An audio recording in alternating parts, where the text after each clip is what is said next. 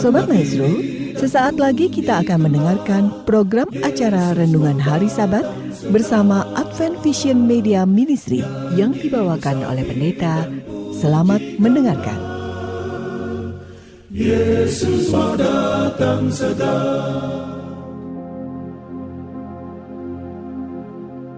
Selamat pagi dan selamat Sabat saudara-saudara yang dikasihi oleh Tuhan. Salam sejahtera untuk seluruh pendengar Maestro yang kami sangat kasihi.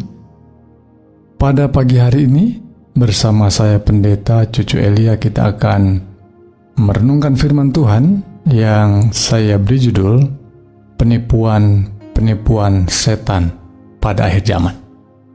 Tentunya pekabaran atau perenungan kita pada pagi ini adalah merupakan rangkaian daripada peristiwa-peristiwa akhir zaman. Dan sebelumnya saudaraku, mari kita akan berdoa. Bapa yang bertahta dalam kerajaan sorga, terima kasih untuk penyertaan dan pelindungan Tuhan sepanjang malam. Dan biarlah berkat Tuhan, perlindungan Tuhan juga menjadi bagian kami sepanjang hari ini. Kami serahkan ke dalam tangan-Mu hidup kami ini, dan bimbinglah kami dengan Roh Kudus ketika kami akan belajar firman-Mu. Di dalam nama Yesus Kristus kami berdoa dan mengucap syukur. Amin. Saudara-saudara yang dikasihi oleh Tuhan, saya pernah membeli sebuah barang yang dibelinya melalui online. Tetapi ketika saya membeli secara online, ada seseorang yang menelepon saya dan memberitahu saya bahwa saya harus mengkonfirmasi barang yang dibeli. Dan dia menunjukkan situs yang harus saya buka. Namun demikian, saya melihat karena dalam ketergesaan, nampaknya memang itu yang dibuat situasinya. Sehingga saya dibuatnya mengklik dan memberi informasi terkait dengan akun saya pribadi. Sehingga saya dinyatakan seperti seorang yang sudah mendapatkan apa yang sudah saya beli, padahal belum. Jadi saya sudah bayar, tapi saya belum terima barang, tetapi akun itu menyatakan sebagai seorang yang sudah menerima barangnya. Saudaraku sekalian, akun itu terlihat persis sama dengan yang aslinya. Dan itulah para penipu sekarang ini muncul di tengah-tengah dunia yang sekarang ini seringkali kita berada di dunia maya, dan kegiatan online seringkali juga membuat seseorang atau banyak orang tertipu. Dan saudaraku sekalian, usaha-usaha setan untuk menipu dunia ini, menipu orang-orang percaya, menipu orang-orang pilihan, adalah hal yang lumrah, adalah hal yang bahkan sudah dinubuatkan, diramalkan oleh kitab suci. Dan saya ingin menyebut atau membagikan satu ayat di dalam Matius pasal 24 yang kita sudah gali berulang kali. Saya akan baca pada ayat yang ke-24. Mengatakan demikian. Sebab Mesias-Mesias palsu dan nabi-nabi palsu akan muncul, dan mereka akan mengadakan tanda-tanda yang dahsyat dan mujizat-mujizat, sehingga sekiranya mungkin mereka menyesatkan orang-orang pilihan juga. Saudaraku, kata yang digunakan di dalam Matius pasal 24 adalah kata yang populer barangkali, frase nabi atau nabi palsu dan Mesias palsu. Dan Mesias palsu dalam bahasa Siro-Aramaik itu adalah bahasa yang digunakan oleh Yesus dan juga oleh para murid dan oleh orang-orang pada zaman Yesus, yang merupakan bahasa yang digunakan oleh banyak bangsa yang kita sebut mungkin bahasa internasional. Sekalipun orang-orang Ibrani, sekalipun Yesus yang adalah orang Ibrani yang menggunakan bahasa Ibrani, tetapi Yesus sering juga menggunakan kata dan kalimat bahasa Aramaik ini, Siro-Aramaik. Ya, Siro-Aramaik adalah perkembangan dari kata dari bahasa Aram itu sendiri. Dan mengapa saya menunjukkan hal ini? Karena rupanya kata yang digunakan untuk Mesias palsu adalah kata Ad-Dajjal atau lebih tepatnya Ad-Dajjal Mesia. Ya, jadi saudaraku sekalian, kata inilah atau frase inilah yang kemudian berkembang di dunia saudara kita yang menggunakan bahasa Arab, dan khususnya saudara kita yang beragama Muslim, yang kemudian berkembang dengan kata atau frase Dajjal, karena asal katanya adalah Dagala Mesyah. Jadi saudara, ini adalah frase yang kemudian kita mengenalnya sebagai kata yang orang-orang tetangga kita menyebutnya Dajjal, tapi aslinya adalah Mesias palsu atau Mesiha Dagala. Nah, jadi saudara sekalian, tidak sulit untuk memahami mengapa saudara kita menyebut ada kata itu. Sesungguhnya kata itu adalah kata yang terkait dengan nubuatan Mesias palsu akan muncul. Dan Mesias palsu tentunya adalah Mesias yang tadinya adalah orang-orang yang mengenal jalan Tuhan, mengenal yang asli, tetapi mereka mencari tiruannya yang mirip dengan yang asli. Dan memang penipuan-penipuan itu harus mirip dengan yang asli supaya dipercaya sebagai yang asli. Saudaraku sekalian, ketika saya membawakan perenungan ini, saya rindu bahwa kita semakin waspada bahwa di dunia, di akhir zaman yang kita jalani ini, semakin banyak upaya-upaya setan untuk menipu saudara dan saya, menipu orang-orang percaya, dan menipu bahkan orang-orang yang disebut dengan orang-orang pilihan. Penipuan setan di akhir zaman, kita sesungguhnya sekarang sedang mendekati akhir dari sejarah dunia.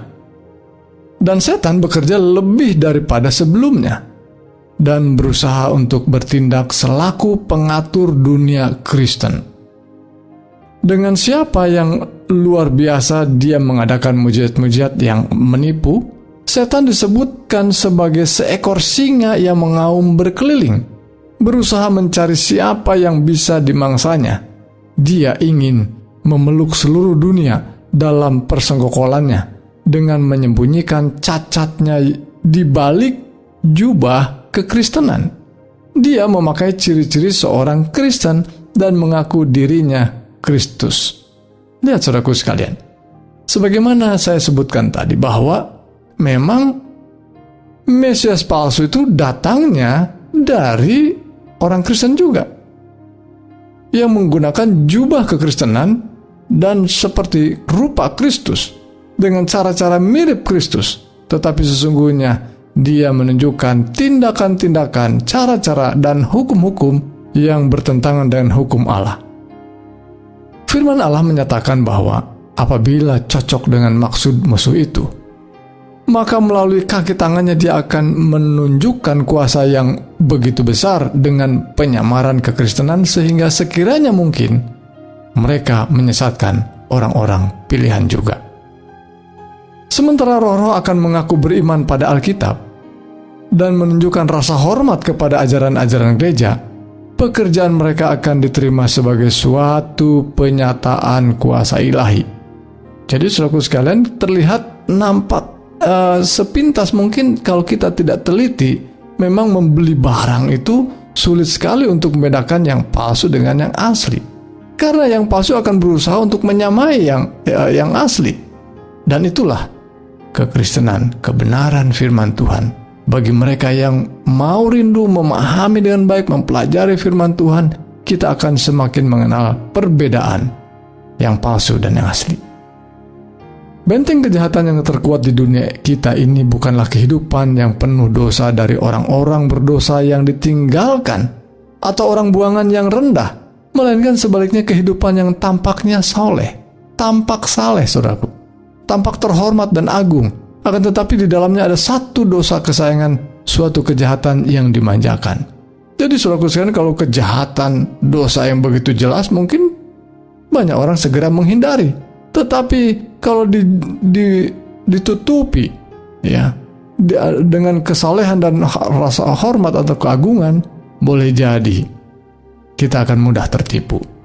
kecerdasan, bakat, simpati, bahkan perbuatan-perbuatan kedermawanan dan kebaikan. Dengan demikian bisa menjadi umpan setan untuk mengelabui jiwa-jiwa sehingga terjerumus ke dalam kebinasaan. Ada banyak hal. Sebagaimana judul yang dibuat adalah penipuan-penipuan. Ada banyak penipuan, ya. Sebagaimana cerita saya di awal, banyak usaha orang saat ini memang kerjanya menipu. Mudah sekali dapat uangnya. Namun kita, orang-orang yang masih sehat, masih waras kita, mari kita hidup dalam kebenaran dan harus teliti untuk melihat kesalahan dan penipuan. Selanjutnya dalam buku yang merupakan rujukan kita, peristiwa akhir zaman, disebutkan bahwa orang-orang saleh harus memiliki pemahaman yang menyeluruh akan kebenaran zaman ini, yang wajib mereka peroleh dari kitab suci. Mereka harus mengerti tentang keadaan orang mati contohnya, karena roh-roh jahat akan tampak kepada mereka, ya, bahwa mungkin akan ditunjukkan bahwa kemungkinan kita masih bisa berhubungan dengan orang-orang mati, tetapi kita harus mengerti bahwa sesungguhnya apakah kita memang masih bisa berhubungan dengan orang mati, dan mengaku mungkin sebagai sahabat-sahabat dan sanak keluarga tercinta yang akan menyatakan kepada mereka bahwa sahabat telah diubahkan, dan juga pengajaran-pengajaran lain yang tidak ada dalam kitab suci. Mungkin muncul orang-orang yang bisa dibangkitkan dan mengatakan ini dan itu, tapi bertentangan dengan kitab suci. Hati-hati, karena itu sudah dinyatakan dinubuatkan. Para rasul yang tampil melalui roh-roh pendusta ini, ya, rasul-rasul palsu juga, ya, dimunculkan untuk menentang apa yang mereka tuliskan atas tuntunan roh suci ketika masih hidup di dunia ini. Mereka menyangkal keaslian Alkitab. Muncul, saudaraku, di tengah-tengah kehidupan kita yang sebutlah modern, tetapi banyak orang justru dalam kemodernan ini mudah sekali percaya kepada hal-hal yang gaib. Ya, orang-orang yang muncul tiba-tiba adalah saudara kita yang sudah mati, dan mereka menunjukkan kebenaran padahal kepalsuan. Orang-orang akan bangkit menyaru sebagai Kristus sendiri dan menuntut hak serta pemujaan yang menjadi milik penebus dunia ini. Mereka akan mengadakan mujizat-mujizat, penyembuhan yang luar biasa, dan akan mengaku memiliki wahyu dari surga yang bertentangan dengan kesaksian kitab suci. Tetapi umat Allah tidak akan dikelabui. Mengapa? Pengajaran dari Kristus palsu ini tidak sesuai dengan kitab suci, dan kita harus selalu berpedoman, ya, berlandaskan apa yang dikatakan kitab suci. Berkatnya diucapkan ke atas para penyembah binatang dan patungnya, yakni golongan yang terhadap mereka Alkitab menyatakan bahwa murka Allah tidak dicampur itu akan dicurahkan. Saudaraku, luar biasa bila mana kita terlibat dan bahkan mempercayai kepalsuan menjadi kebenaran. Bahkan Tuhan akhirnya akan murka, dan bahkan ketika murka itu dicurahkan, murka itu tanpa campuran belas kasihan maksudnya. Sungguh-sungguh adalah murka Allah.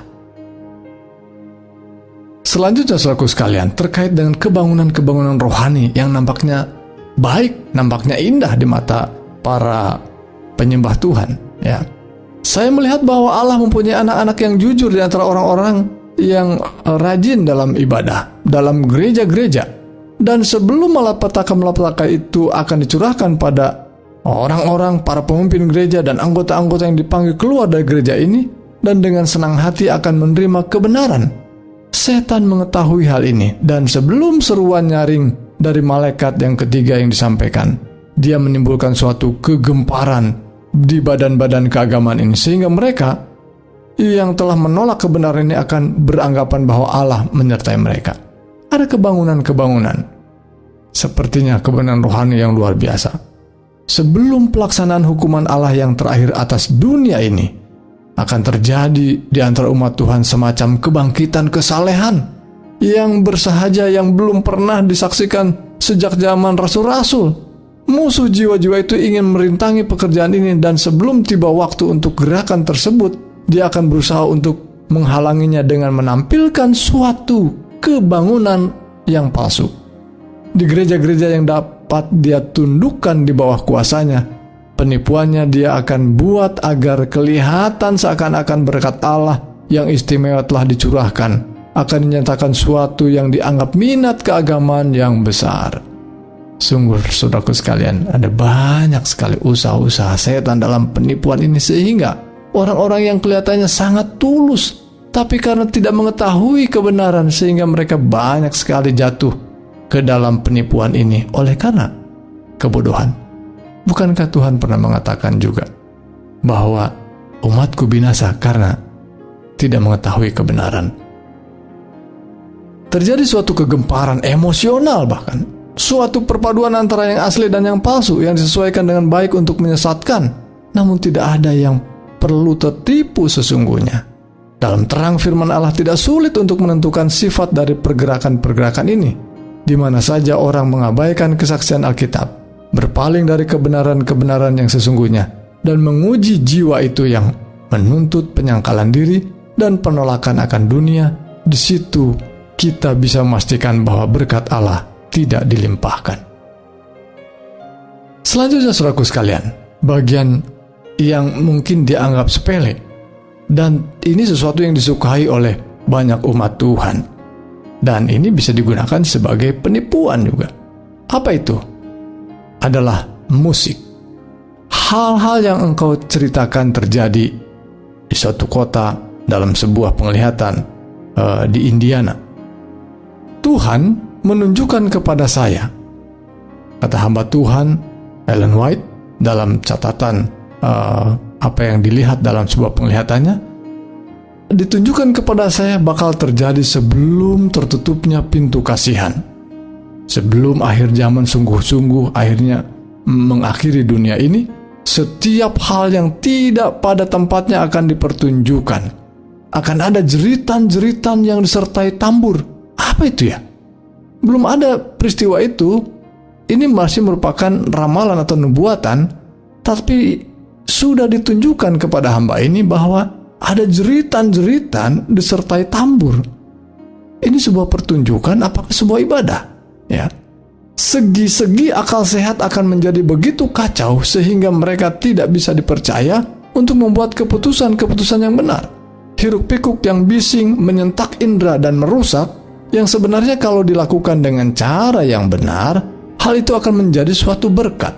Kekuatan kaki tangan iblis menyatu dengan keriuhan dan kegaduhan bagaikan sebuah karnaval, dan ini disebut sebagai pekerjaan Roh Kudus. Luar biasa, saudaraku sekalian. Hal-hal yang penuh dengan keriuhan, bahkan terlihat gaduh dan kacau, tetapi orang menyebutnya ini adalah pekerjaan Roh Kudus. Bukankah Roh Kudus adalah Roh Allah yang memimpin kita pada ketertiban, ketenangan, dan menuntun kita pada suatu semangat untuk melayani dan menginjil?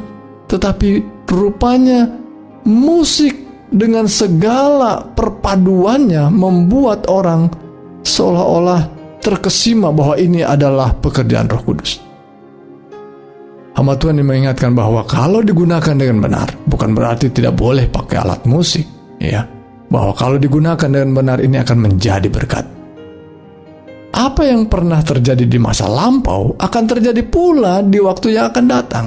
Setan akan menjadikan musik sebagai suatu jerat melalui cara musik itu dimainkan. Caranya, saudaraku sekalian, cara yang berbeda. Karena gitar yang sama, piano yang sama, drum yang sama, bisa digunakan dengan cara-cara yang benar, tetapi juga bisa digunakan dengan cara yang salah, yang akan menuntun kita dalam ketertipuan kita juga, ya. Selanjutnya, janganlah kita memberi tempat bagi tingkah yang aneh-aneh ini, yang sebenarnya menjauhkan pikiran dari dorongan-dorongan Roh Kudus yang mendalam. Pekerjaan Allah senantiasa ditandai dengan ketenangan dan keagungan. Luar biasa, saudaraku sekalian, apa yang dikatakan firman Tuhan dan keterangan daripada roh nubuat menunjukkan bahwa di akhir zaman salah satu yang juga akan menggoda dan membawa kejatuhan dan penipuan, yaitu kegiatan ibadah oleh karena musik-musik yang bisa membawa kekacauan pikiran. Ya. Saudaraku sekalian, sungguh di akhir zaman kita semakin harus waspada, dan pekerjaan Tuhan melalui pengajaran firman-Nya haruslah diselidiki. Dan saudara dan saya adalah bagian penting daripada rancangan Tuhan. Tuhan rindu bahwa orang-orang yang terpilih telah menjadi orang percaya dalam Yesus Kristus adalah orang-orang yang bakal kuat menghadapi tipuan-tipuan ini. Dan mereka yang mampu menghadapi tipuan ini adalah mereka yang terus mengandalkan kebenaran firman Tuhan, terus perkataannya dan teladan hidupnya dan kegiatan-kegiatan ibadahnya, ritualnya didasarkan pada firman Tuhan. Dan itu adalah hal yang akan menguatkan dan meneguhkan kita dalam kebenaran. Jauhkan dari ketertipuan. Tuhan Yesus kiranya berkati. Mari kita akan tunduk kepala dan berdoa mengakhiri akan perenungan kita. Bapa yang bertahta dalam kerajaan surga, terima kasih untuk firman-Mu. Terima kasih untuk pengajaran akan roh nubuat yang menyatakan nubuatan-nubuatan begitu detail, begitu dekatnya dengan kehidupan ibadah kami, sehingga kami boleh waspada, semakin memahami akan rancangan Tuhan, dan semakin jauhkan dari para penipu. Tuhan, terima kasih untuk pengajaran ini. Berkati kami untuk kegiatan kami pada sepanjang hari ini, dalam ibadah kami pada hari Sabat ini, dan bahkan saudara kami yang dalam kesulitan dan bahkan kemunduran iman, Tuhan kuatkan mereka. Berkenan dengan kuasa Roh-Mu membawa mereka kembali. Dan mereka yang sakit, Tuhan berkenan menjamah, memberikan kekuatan dan kesembuhan. Itulah doa kami Bapa. Kami panjatkan doa ini hanya dalam nama Yesus, Tuhan dan Juru Selamat kami yang ajaib. Amin.